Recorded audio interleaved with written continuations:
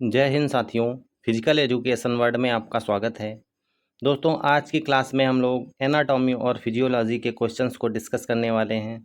ये क्लास आने वाले exam UP TGT, BPSC, TRE 4.0, NVS, KVS आदि एग्ज़ामों के लिए काफ़ी इंपॉर्टेंट होने वाली है। तो साथियों, वीडियो में आ गए हैं तो अंत तक बने रहिए। अगर दोस्तों वीडियो आपको पसंद आए तो वीडियो को लाइक कर लेना और चैनल को सब्सक्राइब कर लेना। आइए चलते हैं दोस्तों, हम लोग अपनी क्लास को स्टार्ट कर लेते हैं। क्वेश्चन नंबर 1, जीव विज्ञान की वह शाखा है जिसमें जीवों की शारीरिक संरचना का अध्ययन किया जाता है। Right answer option number B हो जाएगा। जीवों की शारीरिक संरचना का अध्ययन करने वाली विज्ञान को शरीर रचना विज्ञान कहा जाता है। मतलब एनाटॉमी के अंतर्गत जीवों के शारीरिक संरचना का अध्ययन किया जाता है। और साथियों, शरीर क्रिया विज्ञान मतलब फिजियोलॉजी, इसके अंतर्गत शरीर में होने वाली क्रियाओं का अध्ययन किया जाता है। और साथियों, ऑप्शन नंबर सी, शरीर गति विज्ञान मतलब किन्सियोलॉजी, इसमें मानव शरीर की गतियों का अध्ययन किया जाता है। क्वेश्चन नंबर 2, किन्सियोलॉजी किस भाषा के दो शब्दों के मेल से बना है। Right answer option number D हो जाएगा। किन्सियोलॉजी जो है यूनानी भाषा के दो शब्दों के मेल से बना है, जिसमें दोस्तों एक शब्द है किन्सियो और दूसरा है ओलॉजी।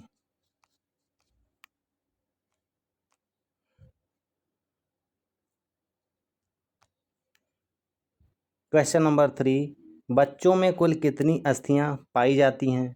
राइट आंसर 300 होगा। साथियों, बच्चों में 300 बोन्स पाई जाती हैं। वहीं साथियों, वयस्कों में 206 बोन्स पाए जाते हैं। क्वेश्चन नंबर 4, एक वयस्क के शरीर में कुल कितनी अस्थियां होती हैं। Right answer option number C हो जाएगा। एक वयस्क के शरीर में 206 बोन्स पाए जाते हैं। क्वेश्चन नंबर 5, सीसामाइड अस्थियां निम्न में से शरीर के किस हिस्से में पाई जाती हैं। याद रखना साथियों, सीसामाइड बोन्स हाथ व पैरों की अस्थियों में पाए जाते हैं। Right answer option number C हो जाएगा। क्वेश्चन नंबर 6, शरीर की सबसे लंबी अस्थि होती है। याद रखना साथियों, शरीर की सबसे लंबी अस्थि जो है वो फीमर होती है और फीमर हमारी जांघ में मौजूद होती है। दोस्तों, जांघ की जो हड्डी होती है उसे फीमर कहा जाता है। क्वेश्चन नंबर 7, ऐसे स्थान जहां दो या उससे अधिक अस्थियों के सिरे मिलते हैं। Right answer option number C हो जाएगा। जहाँ पर दो या उससे अधिक अस्थियों के सिरे मिलते हैं उसे जॉइंट्स या जोड़ कहा जाता है। क्वेश्चन नंबर 8, निम्न में से कब्जेदार जोड़ का कौन सा उचित उदाहरण है। दोस्तों, कब्जेदार जोड़ का मतलब होता है कि हमारा वो जोड़ एक साइड में ही गति करता है। जैसे हमारा एल्बो का जोड़, तो एल्बो का जॉइंट केवल एक साइड में ही हमारा हाथ चलता है। पैरों को ले लीजिए, तो पैर हमारे एक ही साइड में मुड़ते हैं। Right answer option number A हो जाएगा। कोहनी का जोड़ जो है ये कब्जेदार जोड़ का उचित उदाहरण है। क्वेश्चन नंबर 10, मांसपेशीय रेशे कितने प्रकार के होते हैं। तो साथियों, मांसपेशीय रेशे दो टाइप के होते हैं, जिसमें एक रेड मसल फाइबर और दूसरा वाइट मसल फाइबर। दोस्तों, रेड मसल फाइबर जो होते हैं इन्हें स्लो ट्विच फाइबर कहते हैं। वहीं पर जो वाइट मसल फाइबर होते हैं इन्हें फास्ट ट्विच फाइबर कहा जाता है। तो right answer option number A हो जाएगा। क्वेश्चन नंबर 11, मनुष्य के शरीर में वे कौन सी मांसपेशियां जो मनुष्य की इच्छा अनुसार कार्य करती हैं। Right answer option number B हो जाएगा। ऐच्छिक मांसपेशियां जो होती हैं वो मनुष्य की इच्छा के अनुसार काम करती हैं। क्वेश्चन नंबर 12, वह कौन सी मांसपेशियां हैं जिनकी बनावट ऐच्छिक मांसपेशियों जैसी तथा कार्य अनैच्छिक मांसपेशियों के समान होते हैं। याद रखना साथियों, हृदय की मांसपेशियां जो होती हैं इनकी बनावट ऐच्छिक मांसपेशियों जैसी होती है, लेकिन इनका जो काम होता है वो अनैच्छिक मांसपेशियों के समान होता है। साथियों, कहने का मतलब ये है कि अगर हम इनको देखें तो दूर से देखने में ये ऐच्छिक मांसपेशियां लगती हैं। अब दोस्तों, हृदय की पेशियां जो हैं ये लगातार काम करती रहती हैं, हार्ट बीट हमेशा चलती रहती है। अगर हम चाहें भी तो अपने हार्ट को कंट्रोल नहीं कर सकते हैं। जब हम कंट्रोल नहीं कर सकते हैं तो इसका मतलब है ये अनैच्छिक मांसपेशियां हैं। क्वेश्चन नंबर 13, निम्न में से कौन से अंग का संबंध श्वसन संस्थान से नहीं है? तो दोस्तों, लैरिंक्स श्वसन तंत्र से संबंधित है, वायु नलियाँ श्वसन तंत्र से संबंधित हैं, फेफड़े श्वसन तंत्र के महत्वपूर्ण अंग हैं, सिराएं जो हैं दोस्तों ये श्वसन तंत्र से संबंधित नहीं हैं। क्वेश्चन नंबर 14, रक्त प्रवाह संस्थान के कौन से अंग में केवल शुद्ध रक्त का संचार होता है? याद रखना दोस्तों, धमनियाँ जो होती हैं ये शुद्ध रक्त ही ले जाती हैं और साथियों सिराओं में अशुद्ध रक्त जाता है। लेकिन दोस्तों, अपवाद के तौर पर जो पल्मोनरी धमनी होती है ये इम्प्योर ब्लड को ले जाती है, मतलब अशुद्ध रक्त को ले जाती है।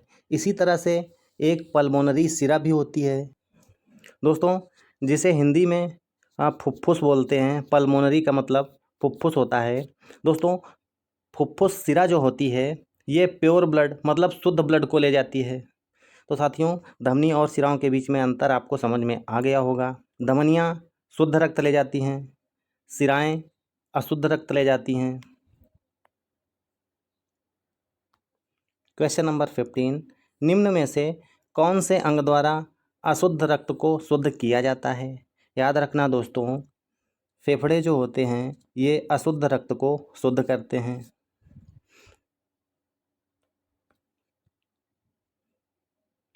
क्वेश्चन नंबर 16, हृदय की संरचना में कुल कितने चेम्बर्स होते हैं? तो साथियों, हृदय में 4 चेम्बर्स होते हैं, जिसमें ऊपर वालों को ऑरिकल्स कहा जाता है, नीचे वालों को वेंट्रिकल्स कहा जाता है। दोस्तों साथियों, इस तरह से 4 चेम्बर होते हैं और ये जो साइड होती है ये राइट साइड होती है और दोस्तों ये साइड जो हो जाती है ये लेफ़्ट साइड होती है। ये दोनों राइट ऑरिकल और लेफ़्ट ऑरिकल्स हो जाते हैं। वहीं नीचे वाले लेफ़्ट वेंट्रिकल और राइट वेंट्रिकल्स हो जाते हैं। क्वेश्चन नंबर 1, निम्न में से किसकी शारीरिक आकृति नाशपाती की तरह होती है? याद रखना दोस्तों, नाशपाती जो है गोल मटोल सी होती है। तो नाशपाती के आकृति का एंडोमार्फ व्यक्तियों का शरीर होता है। साथियों, एंडोमार्फ व्यक्ति जो होते हैं ये गोल मटोल से खाने पीने के शौकीन होते हैं। क्वेश्चन नंबर 2, निम्न में से किसका शारीरिक आकार गठीला होता है? याद रखना दोस्तों, मेसोमार्फ टाइप के जो व्यक्ति होते हैं इनका शरीर गठीला होता है, मांसपेशियां ताकतवर होती हैं। मेसोमार्फ व्यक्ति जो होते हैं बिल्कुल फिट और स्वस्थ होते हैं। क्वेश्चन नंबर 3, निम्न में से किस श्रेणी के लोगों का शारीरिक आकार दुबला पतला होता है?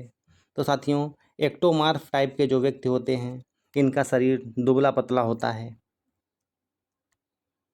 दोस्तों, ये तीनों टाइप जो हमारे बॉडी के हैं ये सेल्डन के द्वारा दिए गए थे। सेल्डन ने बॉडी का वर्गीकरण किया था और इन्होंने 3 टाइप की बॉडीज़ के बारे में बताया, एंडोमार्फ, मेसोमार्फ और एक्टोमार्फ। क्वेश्चन नंबर 4, निम्न में से किस प्रकार शारीरिक आकृति के लोग की जिम्नास्टिक जैसे खेलों के लिए अत्यधिक उपयुक्त होते हैं? तो साथियों, पतले शरीर वाला व्यक्ति जिम्नास्ट में अच्छा वर्क करता है। तो दोस्तों, एक्टोमार्फ टाइप के जो व्यक्ति होते हैं ये दुबले पतले होते हैं, ये लोग जिम्नास्ट में अच्छा प्रदर्शन कर सकते हैं। क्वेश्चन नंबर 5, निम्न में से किस प्रकार की शारीरिक आकृति के लोग साहसपूर्ण क्रियाओं में अधिक रुचि रखते हैं? तो दोस्तों, साहसी या ताकत वाला काम जहाँ भी होता है वहाँ मेसोमार्फ टाइप के व्यक्तियों का अधिक वर्चस्व होता है। क्वेश्चन नंबर 6, निम्न में से किस प्रकार की शारीरिक आकृति के लोग भारोत्तोलन जैसी क्रियाओं के लिए अधिक उपयुक्त होते हैं? तो दोस्तों, वेट लिफ्टिंग हो गया, या रेसलिंग मतलब कुश्ती हो गया, या शॉटपुट, या डिस्कस थ्रो हो गया, इन सब खेलों के लिए एंडोमार्फ व्यक्ति बहुत उपयुक्त होते हैं, क्योंकि दोस्तों एंडोमार्फ व्यक्तियों का शरीर हैवी होता है।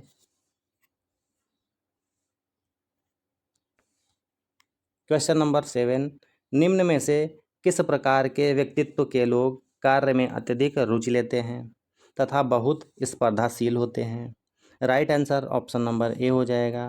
ए प्रकार के व्यक्तित्व के जो लोग होते हैं ये कार्य में बहुत रुचि लेते हैं और बहुत अधिक स्पर्धाशील होते हैं। क्वेश्चन नंबर 8, निम्न में से किस प्रकार के व्यक्तित्व के लोग शांत स्वभाव के तथा अधिक सहनशील होते हैं? Right answer option number B हो जाएगा। बी प्रकार के व्यक्तित्व के लोग शांत स्वभाव के और अधिक सहनशील होते हैं। क्वेश्चन नंबर 9, निम्न में से किस प्रकार के व्यक्तित्व के लोग अधिक आकर्षक तथा मनोहर व्यक्तित्व के होते हैं? Right answer option number C हो जाएगा। सी प्रकार के व्यक्तित्व वाले लोग अधिक आकर्षक तथा मनोहर व्यक्तित्व वाले होते हैं। क्वेश्चन नंबर 10, निम्न में से किस प्रकार के व्यक्तित्व के लोग अधिक सहनशील तथा दूसरों के साथ अपनी भावनाओं को साझा नहीं करते हैं? Right answer option number D हो जाएगा। डी प्रकार के व्यक्तित्व वाले लोग जो होते हैं ये बहुत ही सहनशील होते हैं और ये अपनी भावनाओं को दूसरों के साथ में शेयर नहीं करते हैं। साथियों, 4 टाइप के व्यक्तित्व वाले लोग होते हैं, ए बी सी डी, जिनकी अलग अलग क्वालिटीज़ के आधार पर इन्हें ए बी सी डी 4 वर्गों में बांट दिया गया है। क्वेश्चन नंबर 11, निम्न में से किस प्रकार के व्यक्तित्व के लोग अकेले रहना पसंद करते हैं? याद रखना साथियों, अंतर्मुखी टाइप के जो व्यक्ति होते हैं ये अकेले रहना पसंद करते हैं, मतलब अपने आप में ही खोए रहते हैं, एकांतवास में रहते हैं। ये अपनी भावनाओं को, अपनी इच्छाओं को किसी के साथ में शेयर नहीं करते हैं। क्वेश्चन नंबर 12, निम्न में से किस प्रकार के व्यक्तित्व के लोग सामाजिक रूप से अधिक सक्रिय रहते हैं? Right answer option number B हो जाएगा। बहिर्मुखी टाइप के जो व्यक्ति होते हैं ये लोग सामाजिक रूप से अधिक सक्रिय रहते हैं। कहने का मतलब ये है दोस्तों, बहिर्मुखी टाइप के जो व्यक्ति होते हैं ये मिलनसार होते हैं, लोगों से बहुत जल्दी घुल मिल जाते हैं और ये अपनी बातों को सबके साथ में शेयर कर देते हैं। क्वेश्चन नंबर 13, जब किसी कार्य को करने की प्रेरणा व्यक्ति के अंदर से जागृत हो तो उसे निम्न में से कौन सा अभिप्रेरण कहते हैं? याद रखना दोस्तों, जब व्यक्ति के अंदर प्रेरणा जागृत हो जाती है तो उसे आंतरिक प्रेरणा कहा जाता है। क्वेश्चन नंबर 1, खाली स्थान है, गतिविधि में 2 अंगों के बीच अथवा जोड़ों पर कोण कम हो जाता है। तो right answer option number B हो जाएगा। फ्लेक्शन में 2 अंगों के बीच का कोण कम हो जाता है। दोस्तों, एग्जाम्पल के लिए हम अपना एल्बो जॉइंट ले लेते हैं। तो दोस्तों, एल्बो को हम लोग यहाँ से जब फ्लेक्स करेंगे, मतलब ऊपर की ओर ले जाएंगे, तो हमारा एंगल कम हो जाएगा। और दोस्तों वहीं पर हम एल्बो को अपनी एक्सटेंशन में लाएंगे तो ये कोण हमारा बढ़ जाएगा। तो उम्मीद करता हूँ दोस्तों फ्लेक्शन आपको समझ में आ गया होगा। क्वेश्चन नंबर 2, खाली स्थान है, गतिविधि में 2 अंगों के बीच अथवा जोड़ों पर कोण बढ़ता है। तो याद रखना साथियों, एक्सटेंशन में 2 अंगों के बीच में या जॉइंट्स पर कोण बढ़ जाता है। एग्जाम्पल के लिए दोस्तों, हम अपने हाथ की एल्बो को जब नीचे की ओर लाते हैं तो ये हमारा कोण बढ़ जाता है और जब ऊपर की ओर ले जाते हैं तो कोण घट जाता है। दोस्तों, ओवरऑल कहने का मतलब ये है, एक्सटेंशन में हम अपनी एल्बो को बाहर की ओर फैलाते हैं जिसमें एंगल बढ़ जाता है, वहीं पर फ्लेक्शन में हम अपनी एल्बो को ऊपर की ओर उठा लेते हैं जिसमें एंगल कम हो जाता है। क्वेश्चन नंबर 3, खाली स्थान, गतिविधि में शरीर का कोई अंग शरीर के मध्य से गुजरने वाली काल्पनिक रेखा से दूर ले जाया जाता है। Right answer option number C हो जाएगा। एबडक्शन की स्थिति में शरीर का कोई अंग शरीर के मध्य से गुजरने वाली काल्पनिक रेखा से दूर हो जाता है। साथियों, एबडक्शन को अब हम लोग समझ लेते हैं। दोस्तों, एबडक्शन में क्या होता है, हम अपने सामने की ओर बिल्कुल खड़े हो जाते हैं, हाथों को अपने पास में लेकर, और इन हाथों को बाहर की ओर फैला लेना, दोनों हाथों को बाहर की ओर फैला लेना, ये एबडक्शन की स्थिति है। ये एबडक्शन की स्थिति है दोस्तों। और इन हाथों को वापस से फिर बिल्कुल पास में ले आना। ये जब हम लोग पास में अपने हाथों को ले आएंगे तो ये एडक्शन की स्थिति बन जाएगी। तो साथियों, एबडक्शन और एडक्शन आपको समझ में आ गया होगा। क्वेश्चन नंबर 4, खाली स्थान है। गतिविधि में शरीर का कोई अंग शरीर के मध्य से गुजरने वाली काल्पनिक रेखा के करीब लाया जाता है। Right answer option number D हो जाएगा। एडक्शन गतिविधि में शरीर का कोई भी अंग शरीर के मध्य से गुजरने वाली काल्पनिक रेखा के करीब लाया जाता है।